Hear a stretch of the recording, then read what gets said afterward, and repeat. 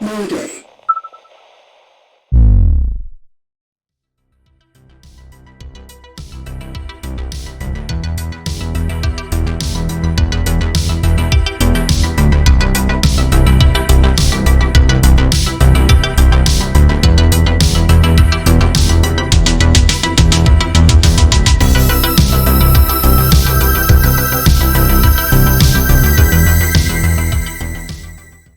Imagine tuning in to a radio frequency that's been silenced for decades. Today's tale isn't about haunted mansions or woodland creatures. Instead, it originated from a military distress call that should have faded into history over 80 years ago. An air traffic controller at JFK Airport, working the late shift, claimed to have intercepted a transmission from a World War II bomber that vanished in 1945. Initially, everyone suspected interference, but then radar picked up an aircraft with a speed and flight path eerily matching the missing plane. Subsequent sightings by two commercial pilots added to the enigma. It appears to be a bomber suspended between the past and present, doomed to circle the skies indefinitely, seeking clearance to land at an airport that has long since ceased to exist. According to the last recovered flight log, the crew might still be flying today. So dim the lights, keep your radio quiet, and above all, never respond to a phantom distress call. The night shift began like any other, with the dim glow of console screens illuminating the air traffic control tower at JFK. The hum of machinery and the soft murmur of controllers' voices created a sense of calm, as if the very atmosphere was holding its breath in anticipation of the night's events. I settled into my station, cradling my third cup of coffee in my hands, and watched as the radar swept its steady arc across the screen. The quiet had been oppressive, a heavy blanket that threatened to suffocate me if something didn't break the monotony soon. That's when I heard it, a voice that crackled through my headset on a frequency that shouldn't have existed. Every channel on my console was digital, encrypted, and safeguarded by 21st century protocols. Yet, here was a voice, shrouded in static, its edges frayed like a well-worn letter carried by the wind for too long. The accent was antiquated, evoking memories of black-and-white films and dusty history books. Mayday! Mayday! This is Liberator 792. Please respond. Please! We're going down. Repeat, we're going down. Requesting immediate landing clearance at... My reaction was instinctive. I ripped off the headset as if it had seared my skin, staring at the plastic shell with a mix of confusion and fear. The other controllers were engrossed in their work, oblivious to the transmission. But when I cautiously placed the headset back on, the voice persisted, its desperate plea still echoing through the speakers, trapped in a loop that seemed to have no end. As I reflect on the events that have led me to share this story, I'm reminded that it's essential to establish my credibility and connection to the narrative. My name is Marcus Chen, and my background is rooted in the military and aviation. With 12 years of service in the Air Force, I transitioned into civilian air traffic control, where I've navigated pilots through critical situations, including fuel emergencies and medical evacuations in turbulent weather conditions. One notable instance was guiding a commercial airline captain through a panic attack when his instruments malfunctioned during final approach. These experiences have taught me to remain composed under pressure. My worldview has always been grounded in physics, cause and effect, and the predictable workings of the universe. However, on May 7th, 2026, my perspective was drastically altered. It was on this day that I first heard a voice that would challenge everything I thought I knew. The voice was unusual, to say the least, and I immediately reported it to my supervisors. The FAA was notified, and subsequently, I was approached by individuals in suits who inquired about my medication regimen. The truth, however, was far more extraordinary. Subsequent analysis of the recordings confirmed that the voice was that of Lieutenant Arthur Penhaligon, a pilot of a B-24 Liberator who went missing in action on March 18, 1945, 81 years prior. The authenticity of the voice was verified through historical broadcast samples obtained from the National Archives, leaving no doubt about its origin. This event marked a turning point. forcing me to confront the existence of phenomena that defy the rational, deterministic universe I had always believed in. The strange transmissions were only the starting point. The distress calls were remarkably specific, describing weather conditions that didn't match any records in our current database. Lieutenant Penhaligon was requesting a runway at a coastal airfield that had been destroyed in 1958. He was seeking landing clearance at an airport that no longer existed, with coordinates that now lay beneath the parking lot of a shopping mall. Initially, we suspected that we were picking up a recording, a kind of atmospheric echo that had been bouncing between the ionosphere and space for over 80 years before it suddenly resurfaced. However, things took a more bizarre turn when radar returns started coming in. The first unresponsive blip appeared at 2:47 a.m., 47 miles east of Montauk, moving at a speed of 187 miles per hour. This velocity wasn't particularly remarkable in itself, as many aircraft cruise at that speed. But what made it extraordinary was that 187 miles per hour was the exact cruising speed of a B-24 Liberator, a heavy bomber from World War II. It wasn't a jet or a modern propeller plane, but a relic from an era when aviation was a different beast altogether, when planes were cobbled together from riveted aluminum and sheer determination, and young men soared into the skies bearing the weight of a world at war. As I sat mesmerized, I watched the blip for 6 hours, weaving through cloud cover with an uncanny ability to navigate by instruments that predated GPS by decades. Its trajectory was nothing short of miraculous, defying the laws of physics and pushing the boundaries of what was thought possible. The ground crews reported strange occurrences too. Localized temperature drops of 20 degrees that made breath fog in the summer air, causing electrical equipment to flicker and my headset to emit eerie tones that weren't quite feedback, weren't quite human. It was as if someone was trying to speak through a throat full of water. The naval base in Rhode Island provided the final piece of the puzzle, confirming that declassified logs from March 1945 revealed an identical distress signal transmitted by Liberator 79er 2 hours before it vanished into a storm cell off the coast. The words, the desperation, and the hopeless request for a landing clearance that would never come were all identical. We weren't hearing a recording, we were hearing a loop. Dr. Sarah Okonkwo, a renowned quantum physicist, was brought in to help make sense of the phenomenon. Armed with cutting-edge equipment that seemed straight out of a science fiction movie, she approached the situation with a demeanor that suggested she'd seen things that had long since stopped surprising her. According to Dr. Okonkwo, the signal wasn't traveling through time in the conventional sense. Instead, it was caught in a chronal echo, a localized fold in space-time where extreme conditions could trap electromagnetic radiation in an endless cycle. In her expert opinion, the transmission was both old and new, simultaneously, 1945 and 2026. It was a message that had been screaming through a crack in reality for 8 decades, searching for a receiver capable of hearing it. Until now, that is. Dr. Okonkwo's framework provided a glimpse into the mysterious phenomenon, but it was clear that she couldn't offer an explanation that would make sleep possible.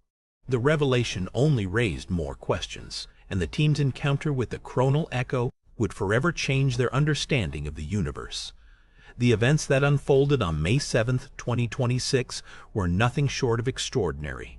It was as if the alignment of geomagnetic conditions had created a rare window of opportunity, a perfect storm of solar activity and atmospheric ionization that bridged the gap between past and present, allowing a long-lost frequency to resonate once more. Our discovery was a fortunate accident, a chance intersection of cosmic timing and human endeavor. At the heart of this phenomenon was an experimental radar jamming device on board a bomber, a secret technology that had interacted with a similarly rare atmospheric anomaly in 1945. This interaction had torn apart the fabric of causality in ways that physicists were still struggling to comprehend. According to Dr. Okonkwo, the crew was blissfully unaware of their predicament. They were trapped in an endless loop, living out their final moments with the absolute conviction that they were approaching a runway that had long since ceased to exist. They believed the war was still raging, that their families were waiting for them back home. Every attempt at descent was met with a reset of the loop. Every effort to request landing clearance was greeted with a restart of the signal. They were actors in a tragedy, doomed to perform their final scene for eternity, never reaching the curtain. I inquired about the possibility of reaching out to them, of granting them the closure they deserved. Dr. Okonkwo's eyes, which had witnessed too many impossible things, locked onto mine as she responded. In theory, if we can generate a counterfrequency that matches the exact chronal signature of their transmission loop, we might introduce a stable anchor point. However, she cautioned that this would require precise coordination with their loop cycle and a broadcast from the exact geographical coordinates where the fold first occurred. And that's assuming the physics works the way I think it does, she added. I pressed her for what would happen if we attempted this. Her response was laced with caution. Or we could accidentally fold our own signal into the loop, and then we'd be trapped too. The moment of desperation arrived when I ceased searching for solutions and instead focused on mere survival. Archival researchers, hungry for any shred of context, had accessed the crew's personal files. What they uncovered haunted me far more than any physics conundrum ever could. Lieutenant Arthur Penhaligon, just 26 years old, had left behind a wife, Eleanor, and a 2-year-old daughter, Ruth. His colleagues shared similar stories, young men with weddings, funerals, and children who would grow up without ever truly knowing the weight of their father's final moments. What was particularly disturbing wasn't just their tragic loss, but the fact that they had been carrying personal letters. These letters, typed on carbon paper and folded into uniform pockets, were intended for delivery in the unimaginable event of their demise. They began with the heart-wrenching phrase, "If you're reading this, I'm sorry," and ended with promises of love that, in hindsight, seemed tragically premature. However, it was a specific detail that struck a chord within me. These letters referenced individuals who were very much alive at the time of writing. One crew member mentioned his father's recent passing, a man who would live another 30 years before dying in 1974. Another wrote to his fiancée, who had already married his brother by the time the plane crashed. They were essentially writing to ghosts, apologizing for deaths that had not yet occurred and mourning losses that would not happen for decades. In a poignant example, Eleanor Penhaligon, Arthur's wife, would not pass away until 1989, yet he wrote his letter as if she were already gone. This eerie foresight into their futures, written in the present, underscored the haunting nature of their loss. The researchers stumbled upon a mysterious, untransmitted message, a poignant farewell addressed collectively to their families, seeking forgiveness for not returning home. This message, somehow never sent, hinted at the crew's desperate longing to make amends. At 4:23 a.m., a chilling convergence occurred. 2 commercial jets, approaching from different directions, simultaneously reported a visual sighting of a large aircraft directly in their flight path. The pilots described a heavy bomber with 4 engines, sporting unfamiliar markings and an era-defying appearance. The alleged phantom plane, considered a mere glitch in the system, had been confined to radar readings and electromagnetic signatures. Yet it had materialized, now visible to actual people. 2 pilots with families, destinations, and futures hung in the balance, their safety contingent upon our ability to avert a catastrophic encounter with an entity that defied existence. As I watched the radar, the 3 blips merged, the modern jets and the ghost bomber occupying the same slice of sky, frozen in an impossible moment. The temperature in the tower plummeted, causing frost to form on the windows. My headset erupted with noise that tantalizingly approached intelligible words. The electromagnetic pulses intensified, scrambling the instrument panel on Console 3 and triggering a cascade of error messages across screens that had functioned flawlessly just 30 seconds prior. I spoke into the radio, striving to keep my voice steady. Clarify. Confirm visual on traffic at Angels 23. A pilot's response crackled through the comms system. The fear in his voice was palpable, a precursor to the eerie calm that descended when terror gave way to resignation. It's a freaking bomber, heading straight for us. I can see the crew inside, their eyes locked on me, as if they're pleading for help. I swiftly ordered the jets to scatter, to climb to safety, to escape the bomber's deadly trajectory. The pilots complied, but not before one of them whispered, his voice trembling. They're waving at me. The pilot is waving. The bomber's radar return began to drift, meandering through coordinates that didn't match any known navigation waypoint. We all knew what it was searching for, a runway demolished long before any of us were born, a destination that existed only in the memories of a bygone world. The transmission ended abruptly at 5:12 a.m., severed without warning. One moment the voice was there, desperately seeking a landing clearance. The next, there was only silence, a void in the frequency spectrum that felt like the absence of something that should never have been present. The cold seemed to dissipate, and the radar return vanished. The pilots reported clear skies ahead, no visual on the bomber, which had seemingly ceased to exist between one radar sweep and the next. We stood in the tower, stunned, still breathing air that tasted of ozone and something else, something metallic and ancient. The sun began to rise, casting a golden glow over the tarmac, shadows dancing across the surface. Normal, all of it normal, as if the night had never occurred. But debris on runway 4 told a different story. A withered leather flight log, bearing the scars of turbulent winds and water, tells a haunting tale. Its pages, swollen with moisture, reveal ink that miraculously remained wet, as if the book had been carried through time by an unseen force. The final entry, dated March 18, 1945, details coordinates, fuel status, and a desperate note about a failing radio and an emergency landing at a coastal field. Below this official log, Lieutenant Penhaligon's personal message reveals a harrowing struggle. To whoever finds this, we tried to land. We kept trying to land.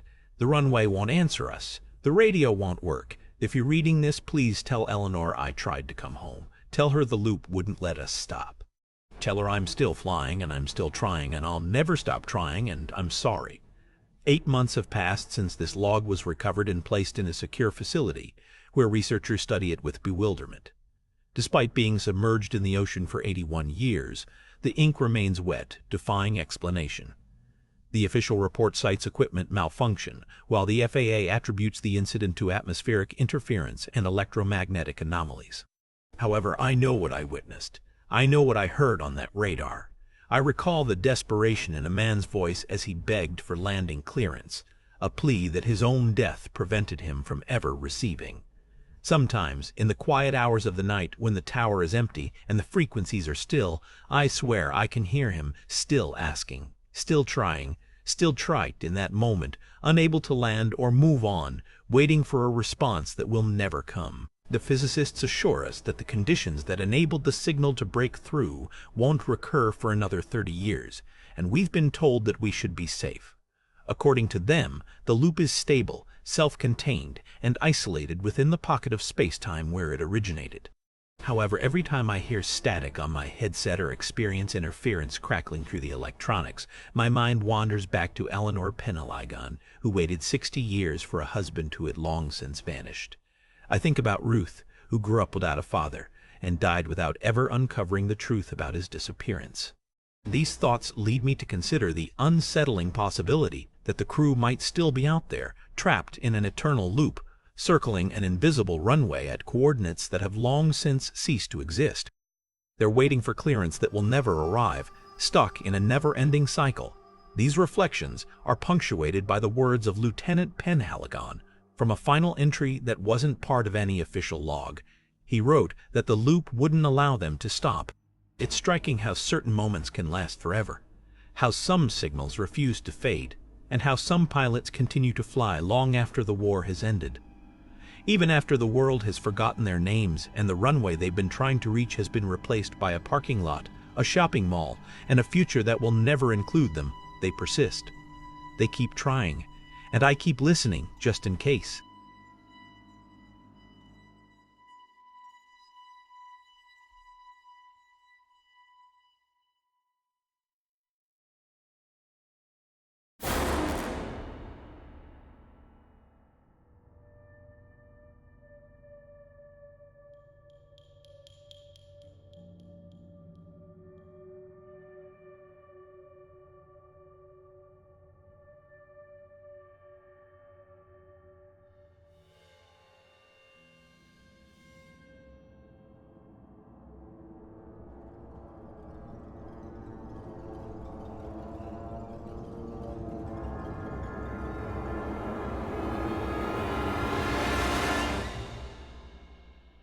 In the depths of this haunting tale, a profound sense of dread lingers, echoing through the abandoned frequencies of time.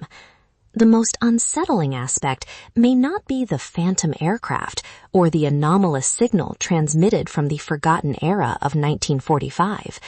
Rather, it's the unnerving notion that certain individuals are doomed to linger, suspended in a perpetual loop, reliving moments that refuse to fade into the abyss of memory. Imagine a crew of young airmen still scouring the skies for a runway that vanished into the annals of history, their hearts fueled by the hope of returning home. Yet they're met with an unsettling silence where the void is deafening and the absence of answers is a haunting reminder of their plight.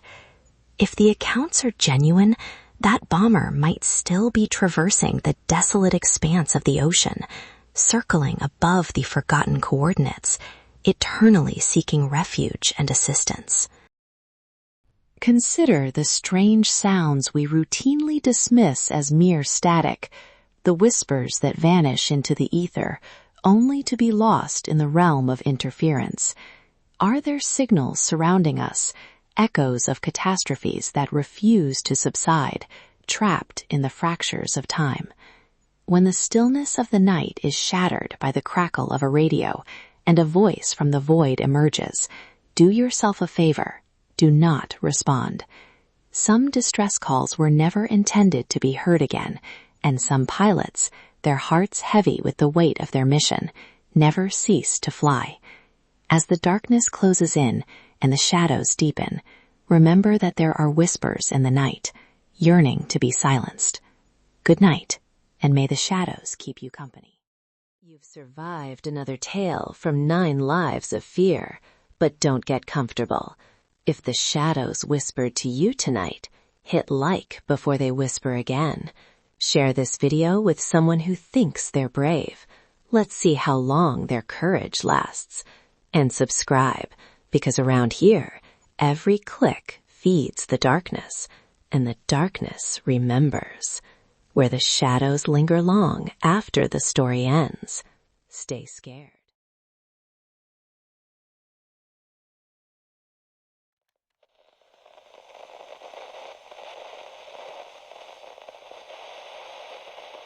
Still trying to land.